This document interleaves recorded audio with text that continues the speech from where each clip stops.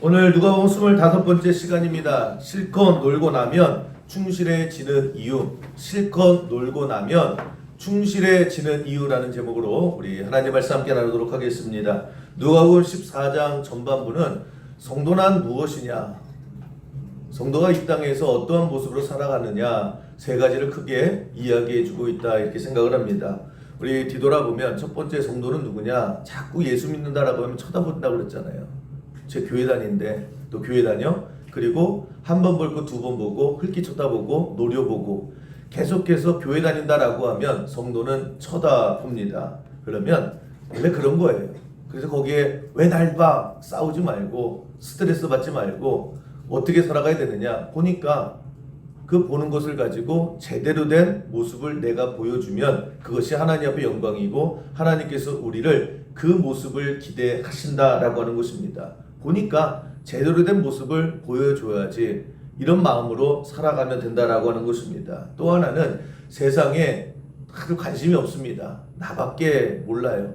그런데 성도는 어떻게 살아가야 되느냐, 세상이 필요해 민감하게 반응할 줄 알아야 된다라고 하는 것입니다. 관심 갖고 보면, 가까이 가서 보면 저 사람이 지금 어떠한 상태구나, 저 사람이 지금 무엇이 필요하구나. 예수님이 늘 그렇게 생각하셨죠. 관심을 갖고 보면 사람들이 보지 못하는 것들이 보이게 되는 거예요.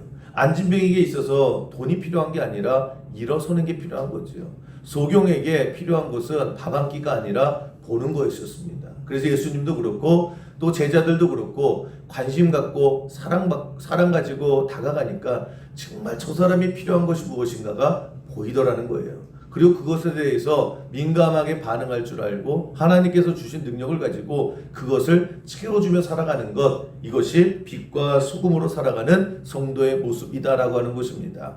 마지막 세 번째로 성도는 어떻게 살아가야 되느냐, 역설적인 인생을 살아가는 존재다 이렇게 설명할 수가 있습니다. 역설이라는 게 뭐냐면 말이 안 되는 얘기예요. 그런데 또 지켜보면 야 이거 말이 되냐? 그런데 나중에 보면 또 그 말이 되네? 그게 역설이다라고 하는 것입니다. 우리가 잘 아는 것, 지는 것이 다시요. 지는 것이 이게 말이 되냐고요. 여러분 윷놀이 하잖아요. 지면 지는 거지. 어떻게 지는 게 이기는 거예요? 이기는 사람이 상품 다 가져가죠. 그죠? 그런데 당장은 지는 것 같은데 지나고 났더니 그 지는 사람이 결국 이기더라. 그게 역설이에요. 말이 안 되는 거거든요. 또 하나 예를 들다라고 하면 그 서두르지 않는 것이 가장 빠른 길이다. 급할수록 돌아가라. 급해 죽겠는데 어떻게 돌아가요? 그렇지 않습니까? 그런데 그게 역설이에요. 들어보면 말 같지도 않은 얘기인데 또 나중에 보면 그 말 같지도 않은 것이 말이 되는 것, 이것을 우리가 역설이다 이렇게 얘기를 합니다. 우리가 신앙생활 하면서도 이런 역설적인 표현이 많이 있지요. 여러분 잘 맞추셔야 됩니다. 죽으면 끝이죠. 근데 죽어야 산대요. 이게 말이 안 되잖아요. 마지막입니다. 여러분 기회는 이제 없어요. 약할 때 강하다. 그죠? 약할 때 밟히지 약할 때 왜 강해요? 그게 역설이다라고 하는 것입니다. 왜요? 내가 약할 때 하나님 앞에 기도하잖아요. 그 기도함을 통해서 결국은 내가 강해지더라는 것입니다. 그래서 약한 게 나쁜 게 아닌 거예요. 없는 게 그게 내 인생의 저주가 아니다라고 하는 것입니다. 당장 내가 죽는 것이 그러나 사는 길이다. 이 말이 안 되는 것, 그러나 또 들어보면 말이 되는 것, 이것이 역설이다라고 했을 때에 우리의 성도의 삶은 바로 이러한 모습이다라고 하는 것입니다. 세상이 말이 안 돼라고 하는데 그렇게 살아가는 거예요. 그런데 보여주는 겁니다. 그것이 역설적인 성도의 삶이다라고 하는데 오늘 예수님께서 말씀하신 것도 이런 역설이에요. 뭐냐? 예를 들어 설명하시는 거죠. 어떤 모임에 초대받아서 갔어요. 근데 자리가 있을 거 아닙니까? 뭐 이름표라도 있으면 좋겠는데 이름표가 없어요. 그랬을 때 어디 앉아야 되느냐? 맨 구석텅이에 맨 끝자리에 앉으라. 그러면 네가 높아질 것이다. 두텅이 앉은데 어떻게 높아져요? 끝자리에 앉았는데, 말석에 앉았는데 어떻게 높아집니까? 그런데 예수님께 하시는 말씀이 뭐예요? 그게 역설이다라고 하는 것입니다. 내가 낮아질수록 높아지는 거예요. 반대로 내가 높아지려고 할수록 점점 한 단계 한 단계씩 내려앉는다라고 하는 것입니다. 세상 모든 사람들이 그래요. 좋은 자리에 앉으려고 하고 한 단계라도 더 가까운 데 앉으려고 하고, 그죠? 손해 안 보려고 하고. 근데 성도는 기꺼이 끝자리로 가는 거예요. 기꺼이 그 자리를 버리는 거예요. 그랬을 때에 높아진대요. 그게 역설이다라고 하는 것입니다. 그래서 성도는 어떻게 살아가야 되느냐? 사람들이 야 저기야 라고 우르르르 다 몰려가잖아요. 그럴 때 나도 같이 나도 휩쓸려 가는 것이 아니라 그 모든 사람이 여기가 정답이야, 여기에 진리가 있어, 여기에 이익이 있어 라고 우르르 몰려갔을 때에 잠깐만 하고 멈춰설 줄 아는 것, 그리고 반대를 쳐다볼 줄 아는 것, 그것이 답일 수 있다라고 하는 것입니다. 그게 세상의 흐름과 다르게 살아가는, 하나님을 믿고 살아가는 성도의 모습이다라는 거예요. 역설. 소나무의 역설이라는 말이 있거든요. 나무들이 좋은 땅에서 거름 잘 주고 비옥한 물속에서 다 잘 자라죠. 거기서 못 자라는 나무가 어디 있어요. 그런데 소나무는 그러지 않음에도 불구하고 척박하면 척박할수록요, 이 소나무의 생명력은 엄청나다라는 거예요. 그래서 환경이 나쁘면 대부분의 그 나무들은요, 나 힘들어, 물 없어, 나 땅에 기름도 없어, 그리고 점점 시들어간다는 거예요. 그런데 이 소나무는 기질 자체가 그렇답니다. 어렵네? 그러면 얘가 무슨 생각을 가졌는지 더 악착같이 살아남는 그런 소나무의 기질이 있다, 이렇게 얘기를 합니다. 그래서 이 소나무 같은 경우 참 아무도 신경 안 쓰잖아요. 물도 안 주잖아요. 거름하면 안 주잖아요. 그런데 오히려 어떤 나무보다 더 튼튼하게 자라는 것이 소나무의 기질이다, 이렇게 얘기합니다. 그래서 소나무는 그렇게 신경 안 쓰면 덫지가 잘 자란대요. 대부분의 나무는 얘 물 줘야 돼, 얘 가지 쳐줘야 돼, 얘 거름도 줘야 돼. 근데 소나무는 쟤는 그냥 냅두면 잘 자라. 냅두는데 어떻게 잘 자라요? 그런데 소나무는 잘 자란다라고 하는 것입니다.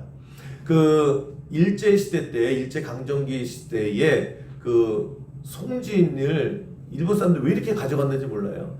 우리 한반도에 있는 소나무라는 소나무에 있는 송진은 다 긁어갔다라는 거예요. 근데 이 소나무에 송진이 없으면 그 생명력을 잃는다, 이렇게 얘기를 합니다. 뭐 벌레도 많이 끼고 병도 많이 들고. 근데 그 일본 사람들이 하여튼 모든 송진한 송진은요 다 모조리 가져갔다라는 거예요. 그래서 소나무는 죽어야 되거든요. 그런데도 살아남는 것이 한국의 소나무다, 이렇게 얘기를 합니다. 저는 이 한국의 이 소나무를 보면서 이게 성도의 기질과 똑같지 않을까, 이렇게 생각을 합니다. 성도가 그래요. 그냥 똑같이 살아가다가 어려움이 있거나 또 환란이 있거나 때로는 세상의 모든 압력 속에서 밟히면 밟힐수록요 오히려 더 강해지는 것, 그 소나무와 성도의 모습과 똑같다, 이렇게 생각을 합니다.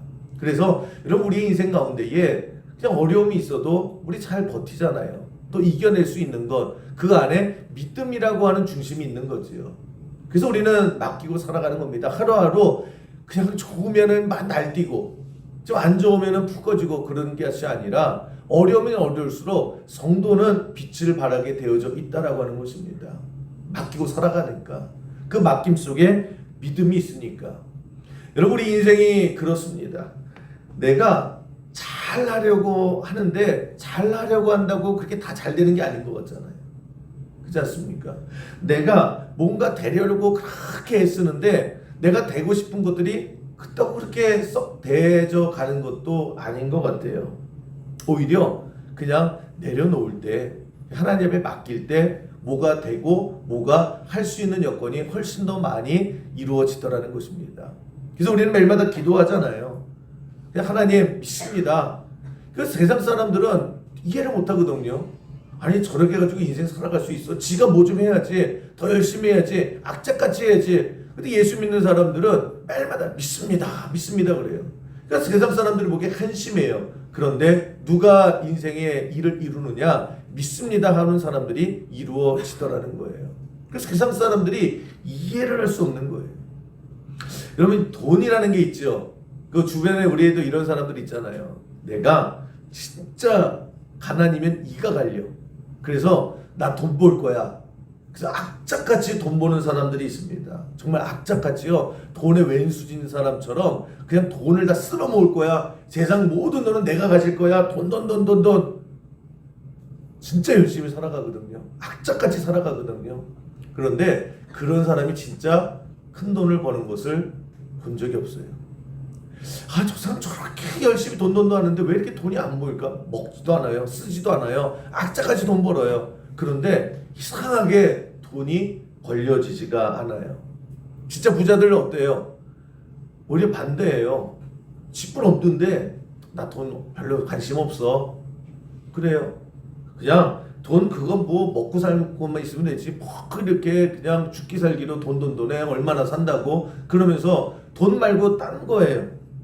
근데 희한하게 그런 사람들이 돈이 오기가 생겨서 너 나 이래도 싫어? 그래서 돈은 누구에게 달라붙어요? 별로 관심 없는 사람들에게 오히려 더 달라붙는. 그래서 큰 부자는 돈 하는 것이 아니라 돈이 와서 나 좀 붙잡아 해서 달라붙는 사람들이 부자가 되더라고 하는 것입니다. 세상이 그래요. 인기 연연해 하는 사람도 있습니다. 하나 인기 있으려고 그냥 안달이 나요. 어디 가서 나는 인기 있고 싶어. 사람들이 어떻게 하면 좋아할까? 그냥 온통. 근데 그런 사람들은 실질적으로 또 인기가 별로 없어요. 누가 인기가 있습니까? 인기 같은 거 별로 신경 안 쓰고 그냥 남 별로 신경 안 쓰고 이런 사람들이요. 오히려 사람들이 투표하면 더 뽑아주고 이런 사람들이 회장이 되고 이런 사람들이 뽑히게 되는 것을 볼 수가 있어요. 그러니까 돈도 그렇고 인기도 그렇고 그냥 한달복달하고 막 쫓아가고 그냥 있으면 돼. 어떻게 하면 있어야지. 이런 사람보다 그냥 거리에 놓고 너 있으면 좋고 없으면 말고 나한테 올려면 오고 말려면 말고 그런 사람들에게 붙는 것을 참 많이 보게 됩니다. 교회마다 요즘은 홈페이지도 있고 요즘에는 이제 관심을 갖는 게 유튜브예요. 교회마다 다 유튜브 채널을 개설을 하고 아니면 인스타도 만들어 놓는데 이 목사님이나 아니면은 교회에서 그렇게 구독자, 조회수에 예민하고 관심을 많이 가지시더라고요. 여러분 혹시 수영교회 유튜브 있는 거 아직도 기억하십니까? 한번 들어가 보시긴 하세요? 네, 몇 분 있으시죠? 저도 그냥 매주 주일날 설교는 올려놓는데 처음에는 주일날 올려놨거든요. 그러다가 그 다음에 또 월요일날 올려놓다가 요즘에는 수요일이나 화요일날 올려놔요. 까먹고 있다가 그렇게 관심이 없는 것 같은데 진짜 신경 잘 안 쓰거든요. 제가 신경 쓰는 건 뭐라고요? 밴드 새벽 예배 이거 50명. 제가 안달복달해요. 50명은 넘으면 막 폭죽 터지고 막 난리 나죠. 그런데 별로 신경도 안 쓰는 유튜브는요. 여러분 오늘 한번 보세요. 그러면 구독자가 한 1900명? 뭐 그렇게 돼요. 그렇게 어저께 한번 봤던데. 그래서 조회수는 한 1300에서 뭐 1700 왔다 갔다 뭐 하더라고요. 수요일 날 올린 거는 조금 덜 나오고 막 이렇게 하는데 그냥 그런가 보다 하는데 또 저 아는 목사님들이 연락이 와요. 뭔 짓 하는 거야? 도대체 어떻게 하는 거야? 뭐 난리 나죠. 근데 저 진짜 해줄 말이 없거든요. 아니 진짜 관심 그냥 어쩔 때는 막 수요일날 저녁에도 올리고 그래요. 그렇게 그 구독자가 1000명이고 1900명이고 저는 새벽 예배 50명 할 때 훨씬 더 흥분되고 좋아요. 제발 저를 좀 흥분시켜 주세요. 네? 가끔 가다가 목사님 막 1000명 넘었어요. 뭐 2000명이 가까워요. 그럼 저 별로 진짜 그거 뭐예요? 그거 누군지도 모르는 사람들. 그죠? 저는 우리 수영교회 성도님들이 그냥 새벽 예배하는 게 훨씬 더 의미 있다 이렇게 생각을 합니다. 그런데 아니면 저 아는 목사님들은요 저를 보면서 또 성질을 내요. 저딴 거는 왜 그냥 저런 사람은 유튜브 관심도 없는데 조회수가 늘어나고 그저 뭐 유튜브도 이렇게 뭐 쇼츠도 올리고 막 그러더라고요. 조회수 올리려고 관심도 없거든요. 관심도 없는 저는 계속 늘어나요. 그죠? 근데 또 뭐 어떻게든 그거 가지고 하려고 하는 데는 또 안 늘어나요. 그러니까 참 인생 희한합니다. 그러니까 저도 새벽 예배 50명이 만달 먹달하잖아요. 이것도 안 돼요. 그러니까 제가 보면 그런 것 같아요. 되고 싶은 게 있죠. 그럼 되고 싶은 마음을 내려놓으면 되더라고요. 갖고 싶죠. 그럼 막 한 달 먹더라고 그냥 뭐 이거 없으면 안 돼, 나 죽을 것 같아 막 이러면요 도저히 안 돼요. 제가 이영신 사모를 어떻게 결혼했느냐? 진짜 저 천사 같은 사람과 내가 결혼해지라고 그냥 한 달 먹더라고 매일마다 지 옆에 가지고 창문을 열어다오 그랬으면 안 됐을 거예요. 그렇지 않습니까? 앞만 봐도 제가 그 당시에 30대 중반에 저 교회 뭐 아무도 안 올 것 같아요. 그래서 그냥 포기. 아, 사람 참 괜찮은데 정신 제대로 밖에 사람이 여기 오겠냐? 라고 했더니 지가 오더라고요. 제 인생이 질립니다. 물건 살 때도 여러분 흥정하잖아요. 그럴 때 여러분 내가 정말 이 물건 진짜 사고 싶죠? 그러면 막 만졌다가 만지작 다시 왔다가 이거 비교하고 그러면 그 파는 사람이 그거 몰라요? 알아요. 그러면 그냥 냅둬요. 왜요? 지가 알아서 살 테니까. 흥정돼요 안 돼요? 아 이거 좀 깎아주시면 안 돼요? 아유 안 돼. 그냥 그래 버려요. 속이 뻔히 보이죠. 그런데 그냥 쭉 봐서 그냥 내가 진짜 저거 사고 싶어요. 그런데 그냥 본두만둥해요. 그냥 이러고 던져버려요. 그러면 주인이 다가와요. 그리고 흥정하자고 그래요. 아 그러면서 딴 데는 얘기하지 말라고. 여러분 다 속고 있는 거예요. 그러면서 막 깎아주고 그러면 또 사죠. 사람도 딱 보면 어떤 물건을 살 때도 흥정을 할 때도요. 그냥 한 달 먹더라고 달려가고 뭐 없으면 죽을 것 같고 그러면 오히려 내게 안 될 때가 많아요. 그냥 내려놓고 가지고 싶으면 오히려 그 마음을 내려놨을 때 그때 가지게 되는 거예요. 그러니까 세상은 열심히 때로는 공격적으로 분명히 그런 모습이 있어야 되죠. 그러나 그거 가지고만 설명이 안 되는 역설적일 때가 많아요. 내가 마음을 내려놓을 때에 얻게 되고요. 내가 손을 내려놨을 때에 오히려 나에게 다가오게 되는 인생의 많은 부분은 그런 역설적인 상황, 말이 안 되는데 그러나 말이 되어져가는 그런 인생의 많은 일들이 일어나게 된다라고 하는 것입니다. 성경 얘기는 참 역설적인 게 많아요. 내 상식에는 안 맞아요. 우리의 상식에는 안 맞아요. 이대로 갔다가는 진짜 굶어 죽을 것 같아요. 빈털터리가 될 것 같아요. 세상에 봉이 될 것 같아요. 맨날 뭐라 그래요? 내려놓으라. 네가 죽어야 된다. 오늘도요. 네가 끝자락에 앉아야 된다. 여러분 한번 인생이 끝자락에 앉으면요. 세상 관점에서 보세요. 요즘에는 PR 시대라고 그러잖아요. 내가 쟁취하는 거예요. 내가 나를 선전하는 거예요. 내가 돌파해서 도전해 나가는 거예요. 그런데 이런 세상 속에서요. 맨 끝자리로 앉으래요. 그러면 내 값어치를 내가 평가절하하는 거예요. 나는 이 정도 사람입니다. 그런 사람들이 그런 취급을 해요. 그랬을 때 참 손해보는 것 같지요. 괜히 했네 싶지요. 억울하지요. 그런데 그 손해보는 게 나중에 능력이 되더라고 하는 것입니다. 나중에 용수철같이 되는 거예요. 그러니까 여러분 우리는 의지할 건 하나밖에 없어요. 하나님이 그렇게 하라라고 하면 하는 수밖에 없어요. 당장에 이거 손해인데요. 그럼에도 불구하고 이것이 하나님의 말씀이다라고 하면 우리가 순종해 나갈 때에 여러분 우리 인생 가운데 반전은 언제 일어나느냐? 그런 역설적인 상황이 반드시 있다라고 하는 것입니다. 하나님 역사하시는 거예요. 그래서 그러면 제가 가끔 설명드리는 게 세 사람이 공동으로 작업을 했어요. 그러면서 계약을 했습니다. 야, 니네들이 이 일을 끝내면은 그냥 10만 원 줄게. 니네들 알아서 나눠 가져.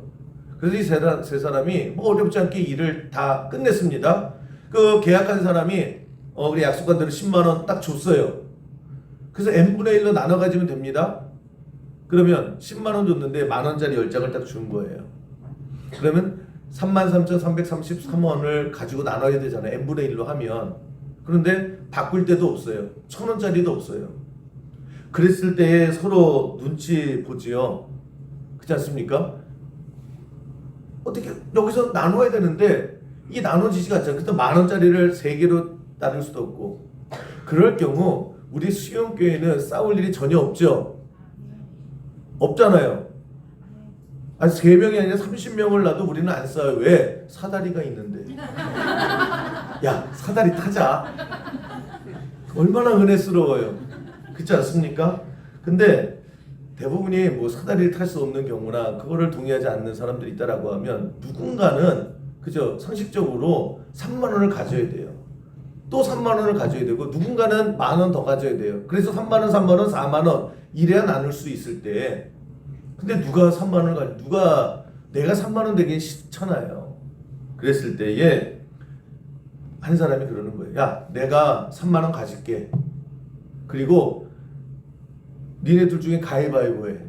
가위바위보해서 이긴 사람이 4만 원 갖고 지는 사람 나처럼 3만 원 갖자라고 얘기를 꺼내는 사람이 있어요. 그 얘기의 전제 조건은 내가 3만 원 가질게. 그리고 니네들이 공평하게 가위바위보를 해가지고 이기는 사람이 4만 원 갖자라고 해서 오케이를 하면 자기네들 가위바위보 해가지고 와 신난다. 애나 3만 원이네. 간단하게 문제가 해결이 돼요.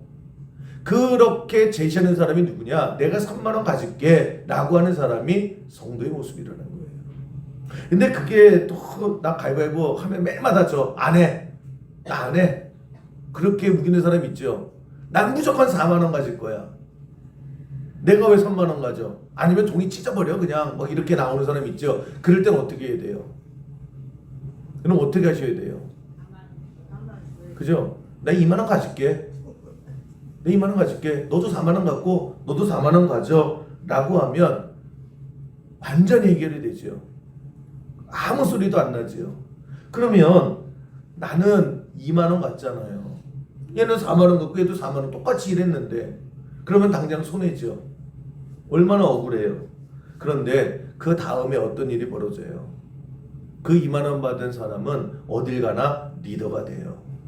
어디 가나 그 사람이 뽑혀요. 어디 가나 그 사람이 지도자가 되는 거예요.